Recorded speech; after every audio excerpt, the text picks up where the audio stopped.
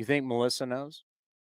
I mean, she's pretty dialed in. Was she ever on X-Files? I don't know. Let's find out. I mean, I know she does an outstanding job with The Athletic. I know Melissa, when we start talking, Melissa Lockard from The Athletic joins us here on A's Cast Live. Put on your X-Files gear, your conspiracy hat on, launch angle down, home runs are up. What do you think? Oh, I love a good conspiracy. So, yeah, I mean, I think you're absolutely right that as long as they're not being transparent about what baseballs are made of, what's inside all of them, that we're seeing the same one in every game, there's no reason we're not going to have these conspiracy theories. I do think there's been some bad pitching involved, especially some of the bad pitching we've seen early in for this particular team.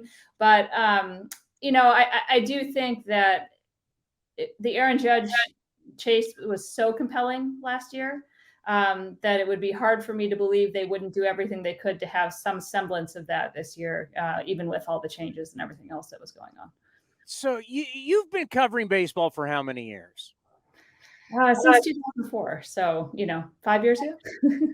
So when you start thinking about what we're doing with these players that are coming in with these early starts, if not first starts, I talked about Fuji's first start going, I know it wasn't great, but there was a lot going on, right? His mom's over. You got the entire Japanese media there because of Ohtani. Ohtani's the biggest star in the game. He's worldwide star now. We gave out a ton of T-shirts. I mean, there was all kinds of added stuff we put on Fuji's first start. And this Grayson Rodriguez kid, they're giving away the first 10,000 fans tonight will receive a Grayson Rodriguez welcome to the show T-shirt. I mean, you've been covering this a long time. We draft these guys. There's a lot of hype. There's more hype about them than ever before because we can follow them more than ever before. The world's a lot smaller with social media. We can watch all the games now on our computers. We can watch all the minor league games. I mean, this extra pressure we're putting on these guys with their early starts. What do you think about that? I do think the Rodriguez thing is kind of amazing considering they didn't have him on the opening day roster. That's a quick turnaround on T-shirts, right? Here's a guy 2 weeks ago they said wasn't ready for the big leagues, and this week not only is he pitching for them, but they've got a T-shirt for him. But I mean, I'm kidding. He's would have been in the big leagues last year for most of the year had he not gotten hurt. He's a fabulous pitcher, and I think those shirts will be collector's items. But it is a lot of pressure. That being said, I think these kids play under a lot of pressure for their whole lives now. They're on the showcase circuit from the time they're like 12 years old. They're on social media right away. So people are following them from the time that they're in their first year of high school. And if they're playing in college, especially these SEC kids, I mean, some of those stadiums are 17,000 fans and they've got a whole network that follows them all the time. I mean, it's nothing new for a lot of these kids, and the best ones thrive on it. So I like that this is happening. I think we want to promote our young players. I think the reason the NFL has been so popular in large part is because the new talent that comes in is hyped up right away.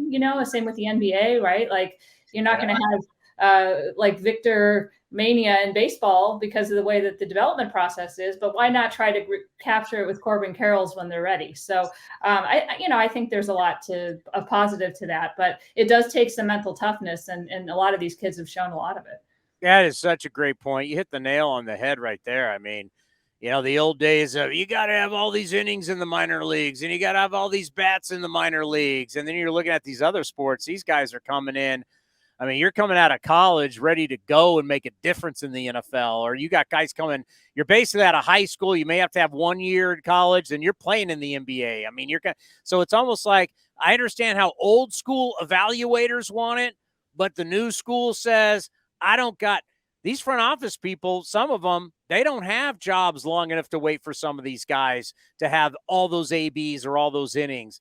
I need guys to come up now. I need some sizzle on the steak. Yeah. And I think also, the development process is so different too, because a lot of these guys are getting good coaching early. You used to be, you couldn't get a good coach till you were a pro. And now, a lot of these guys are getting really good coaching in high school, and they're getting really good coaching in college. I mean, you look at LSU, they've got a major league pitching coach as their pitching coach. Every single one of those kids is going to come in with almost 3 years of professional experience with the way that coaching staff is set up. So, I think that's kind of changed a lot of the trajectory a little bit. And the fact that guys get hurt quicker too, when it comes to pitching, you almost want to get them there faster before they break down, which is the unfortunate flip side of all of it. Now, I can't say this for all Division I programs, but most Division I programs, if you're a player coming out of one of these programs versus a high school guy drafted and immediately signing and go minor league baseball, there's no question you've had more access to data, technology, and coaching coming out of college than you do at the minor league level. That's just fact. Absolutely. Yeah, no question. And I think that gap is getting wider and wider too. You see some of these programs that they almost have more sophisticated, locker rooms and development systems than minor league teams do. It's almost embarrassing, but you see some of these setups and it's like they're taking a step back to go into a minor league system. So I think there is a lot more benefit to going to college now. The fact that there's NILs that can make it even lucrative, for these players, may see that trend increase over the next few years, where we see fewer and fewer high school kids come out. And I think that's okay. We don't need these guys to be in the minor leagues for 6 or 7 years. There's no reason we can't get these guys there quicker. I was living and dying with every pitch with Kevin Smith at the plate. I so want him to do well. He is such a good guy. I really like him. I respect that he struggled and figured it out and played well at the end of the year and had a good spring. I do think it's telling, and I think all A's fans, and I've said, wink, wink, you need to look at this.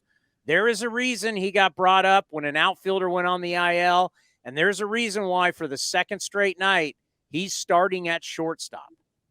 Yeah, no, I think that's true. And I think, last night was certainly the 3 of those at-bats, you kind of were like, oh, man, that one, second at-bat when he hit that ball as hard as he hit it, if it had been somewhere else, I wonder how the next 2 at-bats would have gone. I feel like there's a certain confidence that comes from getting one to fall. But, he's a very good defender. He's not a Nick Allen defender, but he's a very good defender. And he can certainly handle shortstop really well. And I was kind of wondering why Diaz was their shortstop to begin with. But if you're kind of seeing Kevin Smith there for 2 straight nights and against a right-hander, it's not like he's going in against a southpaw. I think there's an indication there that he might get a bit of a run. When you look at this start for the team and you look at how some of the players have been utilized, is there anything for you that may be head scratching? Yeah, it's interesting that Brett Rooker's in the lineup today. I kind of don't know why he's been on the roster if he isn't going to be playing more than he has. He doesn't necessarily fill a particular position need that you would have thought the team, absolutely had to have. And when you consider that they did let Christian Pache go and then weren't using Brent Rooker a lot, that seemed a little bit head scratching, just because if you're going to be able to carry an outfielder you're not using that much, a right-handed guy, I'm not so sure why you wouldn't have made that guy Pache, who at least had some sort of element to his game and defensively that could have added to, at least a bench situation right away. So that's a little bit head scratching. I think the starting pitching, we talked about this when, Cole Irvin was traded. There was a lot of kind of risk that you're pulling out the most stable pole in that rotation, regardless of whether the upside was there or not. He was a guy that got out there every 5th day. He got you into the 5th or 6th inning pretty regularly. He didn't walk a ton of guys. And that destabilization was something that they were going to take a big risk if they were going to take that away. And you've seen that right away, that the 2 injuries that came out of spring training completely destabilized this rotation. And there's a couple of guys that have been out there that, in a normal situation, they should have been back in AAA, I would think, by now. So, there's nothing they could have done by the time they got to that point in spring training, when those guys got hurt. But I think that the risk that they took in trading Urban and even trading AJ Puck, to be honest, when you look at the fact that the bullpen has been a bit unstable in the back end as well. Neither of those pitchers were perfect pitchers, but the stability that they brought to that group, it's been felt that it isn't there right now. Tyler Soderstrom, I mean, he just continues to hit. I think it's interesting how he continues to catch also. I understand you got Dermis Garcia there at first base and you want him to be getting at bats, but you start looking at Sodi, he continues to hit. How much longer can you keep him down? Yeah, I don't know. I mean, I think it is Las Vegas, and I think when we were looking at Kevin Smith's number, I think you had to kind of take that in consideration as well. JJ Bleday, everybody's putting up big numbers right now, pretty much. They played in Reno, they've played in Vegas, and it is what it is. But when you kind of look at Tyler, there's no question the bat is almost ready. And his glove has gotten a lot better. And I think one of the things they wanted him to get used to in AAA was calling with pitch comm, which is something he hadn't used, coming up as a catcher. But I don't know that the idea of him catching sometimes and playing first base at the big league level is so ridiculous. I mean, look at the backup catching situation with the A's right now. It would be a lot nicer to have Shea out of the lineup and Tyler as the catcher on the days that Shea's not catching than having somebody, and no offense to Carlos Perez, who I really like a lot, but like that you don't dip down from a hitting perspective nearly as much if you're looking, or you may even increase if you're looking at having Tyler in there some of the time. And we forget, like, Carlos Delgado was a catcher at the beginning of his career. It could be something that he gets a few years out of it and then maybe eventually transitions full time to first base. But he's not been horrible there. You've seen guys that are worse get to the big leagues as a defensive catcher than what he's at right now. And he's shown he's willing to work at it, and he's shown he's very coachable. So, I don't think that is the reason they'll keep him down. But if he keeps doing this and they keep producing what little they've produced so far with their lineup, I think there's got to be a way to get him in there somewhere. The great Dave Stewart was a catcher.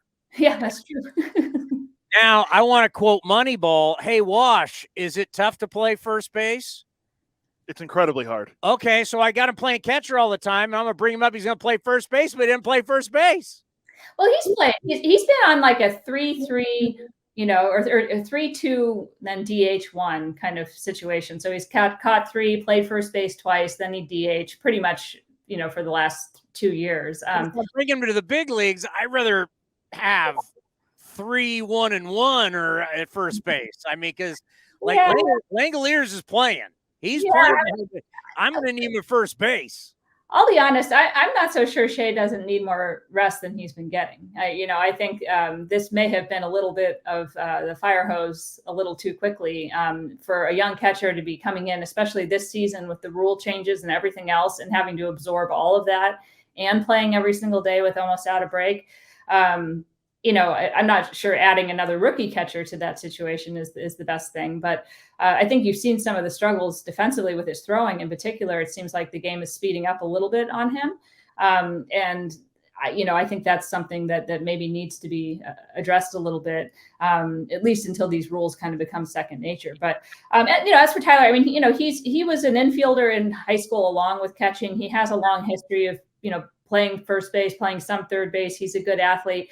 I don't think he needs a ton of time there. I mean, the A's are famous for bringing guys up and being like, oh, you're a second baseman now. Go ahead, Max Muncy, and make your debut there, right? Like that's not like Jordan Diaz is a great example. Good luck. You can't play third base. We'll go ahead and put you at second base. Like that's, I don't know. I mean, I think there's something to be said for good athletes are going to figure it out. And I think Tyler's already at a base point that's way ahead of what, for instance, Scott Hatterberg was when they brought him in. So I don't think he'll need Ron Washington to be a good first baseman. I'll never forget looking it up last year going, Jordan Diaz is playing second base. Hey, look it up. Has he even played? Oh, that's right. He's never played second base ever. Like ever. He signs as a professional. He's never played second base ever. And he played second base for the A's. One thing that drives me nuts, and it happens a lot in all sports, and it happens in our sports, is people talk out both sides of their mouths, and it drives me nuts. And every single time we bring up a guy in Vegas, it's like, well, it's Vegas. Well, that's where they play. I can't change that. We have signed the affiliate agreement with Vegas, so our guys are playing in Vegas. They're playing in that league. This is what their numbers are going to be. And if everything is going to be, well, they're good in Vegas and then they suck in Oakland, guess what? We're doomed. We're absolutely doomed. I've got to have something to sell. And if you tell me that I can't trust anything in Vegas and then they're not going to come to Oakland to do it, well, then what are we doing? Yeah, I mean, I think you can trust it to a certain point. My point more is that, like, just because it's been a hot week and a half doesn't necessarily. Oh no, I get, but we've been dealing with this for years, right? It's the same. All these teams like, well, it's Reno. Well, it's it's like, well, that's where they play. What are we supposed to go off? And you know what? If you're trying to tell me that what they're doing in Vegas is never going to translate in Oakland, we're doomed. Yeah, well, at least until it merges into one, right? Yeah, but I mean, I think that they had this issue almost in the reverse in Nashville, right? They went from Sacramento, which was, I think, a fairly stable comparison to Oakland. It's still the PCL, but I think that was an environment that was closer to what you could expect, especially from the pitching side. The hitting side, I don't know that I worry too much, because a guy controls the strike zone. He's walking, he's striking out. The ball coming off the bat, you're going to be able to tell if this guy's for real. It's the pitching that I think has been the biggest issue, because guys are afraid to throw strikes there, and I don't blame them. You get a ball off the end of the bat, and all of a sudden it's going off the wall. In Vegas, it's teaching you some really bad habits. And I think, in Nashville, it was almost the reverse, where they had the problem where offensive players were going there and they were doing the right thing and not getting results. And I think you saw that with Matt Olson a few years. You saw that with Renato Nunez and a few others.